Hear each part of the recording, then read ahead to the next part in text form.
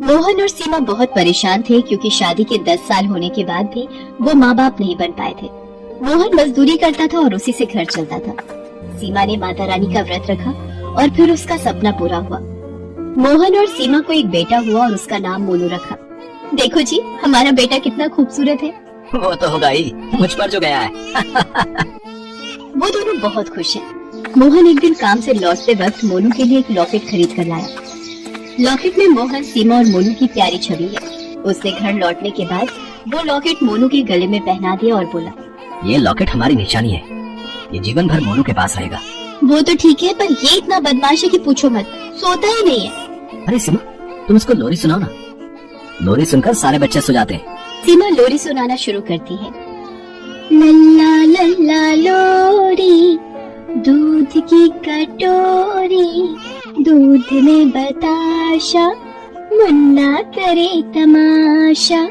लल्ला लल्ला लोरी, दूध की कटोरी, दूध में बताशा, मुन्ना करे तमाशा।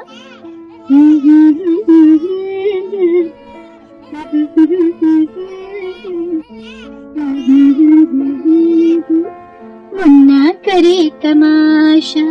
ऐसे ही दिन भी बीतते रहे। मोनू थोड़ा बड़ा हुआ। एक दिन मोनू ने मेले में घूमने जाने की जिद पकड़ ली। दुर्गा माँ के मंडप के पास मेला लगा था।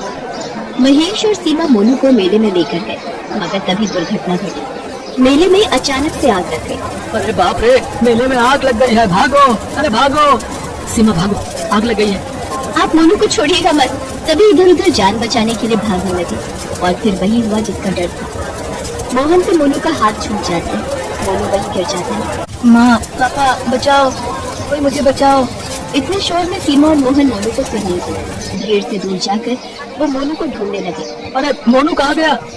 मोनू, आपने मेरे मोनू का हाथ छोड़ दिया। अरे इतनी भीड़ में कब और क्या हुआ, कुछ पता ही नहीं चला। ढूंढो उसे। मोनू, मोनू, मेरा मोनू। दोनों ने मिलकर मोनू को बहुत ढूंढा, मगर मोनू नहीं मिला। मोहन और सीमा रोते हुए घर चले आए। इतनी मुश्किल से दोनों को संतान प्राप्त हुई। घर में खुशी आई थी, लेकिन आज सारी खुशी खत्म हो गई। सीमा ने रोते हुए कहा, हे भगवान, हमारे साथ ऐसा क्यों हुआ? हमने किसी का क्या बिगाड़ा है? हे भगवान, आज मेले में क्यों गए हम? वो सब मुझे नहीं पता। मुझे मेरा मोनू वापस चाहिए। मुझे मेरा मोनू ला दो, मेरा मोनू ला दो मुझे। ठीक है सीमा, तुम चिंता मत करो, चाहे कुछ भी हो जाए, मैं मोनू को ढूंढ कर ही लाऊंगा। ये बोलकर मोहन घर से निकल गया और रास्ते में इधर उधर मोनू को ढूंढता रहा। ढूंढते ढूंढते मोहन को समय का कोई ध्यान नहीं रहा। शाम को थका हारा वो घर आया। सीमा रो रही थी। मोहन को देखकर वो बोली, क्या हुआ जी, मेरा मोनू कहीं मिला? नहीं सीमा, मैंने सब जगह ढूंढा पर मोनू कहीं भी नहीं मिला। झूठ बोल रहे हैं आप, झूठ। मेरा मोनू मेरे बिना एक पल भी नहीं रह सकता। मेरा मोनू वापस आएगा। आज ही वचन देता हूँ, मैं मोनू को तुम्हारी गोद में ला कर ही रहूंगा, चाहे इसके लिए मुझे अपने प्राण ही क्यों ना देने पड़े। अगले दिन से मोहन बस मोनू को ढूंढता रहा और सीमा घर पर रोती रही। कुछ दिन बीत गए। काम पर न जाने की वजह से मोहन का काम भी चला गया और घर पर रो रो कर सीमा पागल सी हो गई। कुछ दिन बाद घर का सारा राशन खत्म हो गया। तब दोनों को मालूम हुआ कि ये ज्यादा दिन नहीं चलेगा। अगर खाना ही ना मिले तो वो मोनू को ढूंढेंगे कैसे? ये सोचकर दोनों ने अमीरों के घर नौकरी शुरू की। उन घरों में मोहन घर की साफ सफाई करने से लेकर कपड़े धोने तक सारा काम करता रहा और सरला उन घरों में खाना बनाने लगी। काम के बाद बचे हुए समय में मोनू की खोज में दोनों बस इधर उधर भागते रहे। देखना सीमा, मोनू एक दिन जरूर मिलेगा। बस उसे एक बार देख लो इन आंखों से, मैं भगवान से दुआ मांगती हूँ। ऐसे ही 25 साल बीत गए, मगर मोनू अभी तक नहीं मिला। इतने दिनों में मोहन और सीमा बहुत सारे घरों में काम कर चुके हैं। एक दिन दोनों को खबर मिली कि शहर में एक अभिषेक नाम का आदमी आया है। उसकी उम्र तो बस 30 साल है, मगर उसके पास पैसे बहुत हैं और उसको 2 काम करने वालों की जरूरत है। तनख्वाह भी बहुत अच्छी है। मोहन और सीमा उसके पास जाते हैं। मालिक, हमें ये काम दे दीजिए मालिक। हमें काम की बहुत जरूरत है। हाँ, तुम दोनों काम कर पाओगे क्या? इतनी उम्र जो हो गई है। अभिषेक की पत्नी का नाम ऋतु है। ऋतु वहाँ पर आ जाती है और कहती है, ये दोनों बूढ़ा बूढ़ी किसी काम के नहीं, भगा दो इन दोनों को। नहीं नहीं मालकिन, हम बिना कुछ कहे काम करेंगे, बस हमें इस काम के लिए रख लीजिए। ठीक है, रख तो लेंगे, मगर काम के वक्त थोड़ा सा भी नखरा किया तो मुझसे बुरा कोई नहीं होगा। मोहन और सीमा को काम मिल जाता है और दोनों काम पर लग जाते हैं। मोहन घर साफ करता है और सीमा खाना बनाने में लग जाती है। ए बुड्ढे, उधर ठीक से साफ नहीं हुआ, ठीक से साफ कर चल। जी मालकिन, अभी करता हूँ। अरे ठीक से कर, ये वाला कोना क्या तेरा बाप साफ करेगा? मोहन चुपचाप सुनता रहता है और काम करता रहता है। उधर सीमा खाना बना लेती है। अभिषेक और ऋतु दोनों खाने के लिए बैठते हैं। सीमा दोनों को खाना देती है और चुपचाप पास में खड़ी रहती है। अभिषेक पहला निवाला लेता है और कहीं खो जाता है। अरे ये क्या हुआ अभिषेक? क्या हुआ मालिक? खाना अच्छा नहीं बना है क्या? नहीं, वो बात नहीं है। ये स्वाद बहुत जाना पहचाना सा लग रहा है। जाना पहचाना? ये कैसे हो सकता है? सीमा ने तो पहली बार खाना बनाया है इस घर में। हाँ वो बात तो है, पता नहीं ये मेरा भ्रम हो सकता है। दोनों खाना खा लेते हैं, लेकिन तभी मोहन गलती से कांच का बर्तन जमीन पर गिरा देता है और वो टूट जाता है। ऋतु बहुत गुस्सा हो जाती है। अरे ये क्या कर दिया इस बूढ़े ने, इतना महंगा बर्तन तोड़ दिया। माफ करना मालकिन, गलती हो गई। गलती? इस घर में गलती की कोई माफी नहीं है।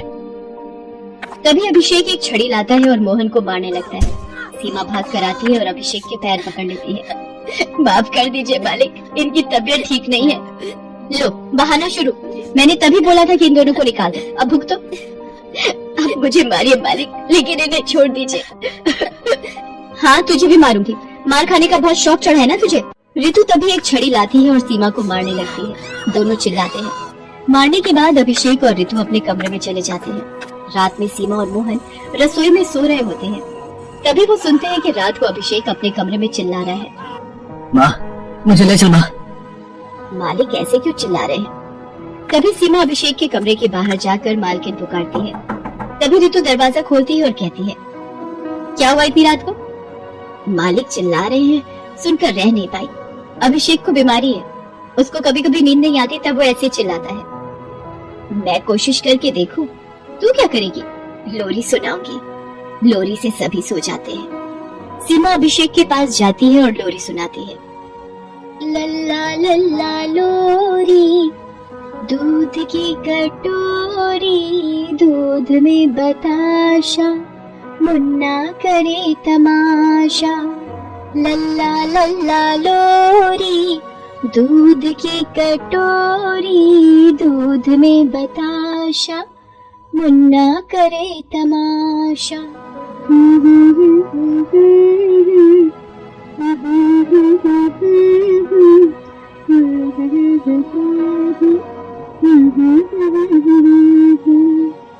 अभिषेक तुरंत सो जाता है। ऋतु को आश्चर्य होता है, लेकिन सुबह अभिषेक ऑफिस के लिए निकलता है। उसके ऑफिस में आज एक जरूरी मीटिंग है, इसलिए वो हड़बड़ी में घर से निकलता है और बिना इधर उधर देखे रास्ता पार करता है। और तभी रास्ते में गाड़ी आकर उसे धक्का मार देती है और वो जमीन पर गिरकर तड़पने लगता है। ऋतु, सीमा और मोहन दौड़कर उसके पास जाते हैं। तीनों मिलकर अभिषेक को उठाने की कोशिश करते हैं और तभी मोहन और सीमा देखते हैं कि अभिषेक के गले में एक लॉकेट है। ये वही लॉकेट है जिसे मोहन ने मोनू के गले में पहनाया था। मोहन और सीमा उस लॉकेट को देखकर चौंक जाते हैं। अरे ये लॉकेट मालिक के पास कैसे आया? ये लॉकेट तो अभिषेक के पास बचपन से है। वो अनाथ है, किसी मेले में खो गया था। अभिषेक से ही सुना है मैंने। मेले में आग लगने के कारण दौड़ते हुए वो गिर गया था और उसके पापा से उसका हाथ छूट गया था। फिर सब कुछ खत्म होने के बाद जब वो मेले के पास बैठकर रो रहा था, तब किसी अनाथ आश्रम के मालिक ने उसे देखा और उसे अपने साथ लेकर गए। अभिषेक ने अनाथ आश्रम में रहकर ही पढ़ाई पूरी की और नौकरी करने बाहर चला गया। बचपन से ये लॉकेट उसके पास है। ये सुनकर मोहन और सीमा की आंखों में आंसू आ जाते हैं। असल में ये वही लॉकेट है जो मोहन ने मोनू के गले में पहनाया था। अभिषेक असल में उनका मोनू है। वो तुरंत मोनू को उठाकर दुर्गा माँ के मंदिर में ले जाते हैं और माँ से प्रार्थना करते हैं, हे माँ, मेरा बच्चा 25 साल पहले खो गया था। इतना ढूंढने के बाद आज वो मिला है हमें। उसको फिर से हमसे अलग मत करना माँ। तभी दुर्गा माँ प्रकट होती है और अभिषेक यानी मोनू को ठीक कर देती है। मोनू को सब कुछ पता चलता है और फिर वो सब समझ जाता है कि क्यों सीमा का बनाया हुआ खाना जाना पहचाना लग रहा था, क्यों सीमा की लोरी सुनकर वो सो गया था। वो मोहन और सीमा पर किए गए अत्याचार की भी माफी मांगता है। माँ, पापा, मुझे माफ कर दो। मैंने आप दोनों पर बहुत अत्याचार किए हैं। मैं उस बात के लिए शर्मिंदा हूँ। मुझे माफ कर दो। चुप कर बेटा, माँ बाप से कोई माफी मांगता है क्या? ये बोलकर मोहन और सीमा अपने बेटे को गले लगा लेते हैं। ऋतु भी माफी मांगती है, अंत में सभी एक साथ हो जाते हैं और खुशी खुशी जीवन व्यतीत करने लगते हैं।